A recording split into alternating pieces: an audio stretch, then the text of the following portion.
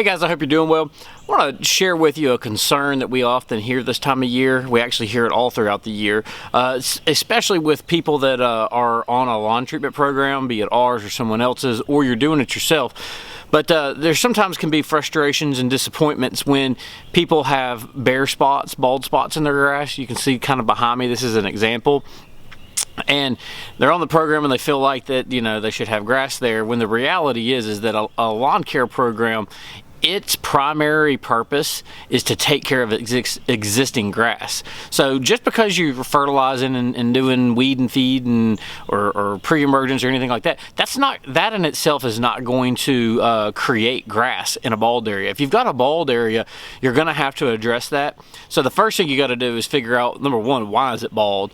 In a situation like this, are there too many trees? Is it staying too wet?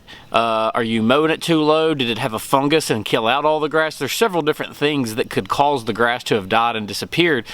That's the number one thing you want to address before you spend money in seed or sod getting a new turf established. But the primary thing I want to address here is, and make people aware of, is that if you've got bald spots like this in your yard, you know, with something like a St. Augustine and even other types of grass, over time, if the environment is right and you're doing all the right things, the existing grass on the edges could eventually creep in, but that's going to take time. If you're looking for that more immediate, instant gratification, you're going to have to consider stuff like installing some sod in these bald areas.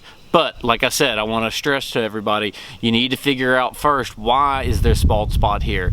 Typically it's going to be water, or it's going to be some past fungus damage. So anyway, hope this helps. If you got any questions, need any suggestions, feel free to ask us. We're always here. Y'all have a good day.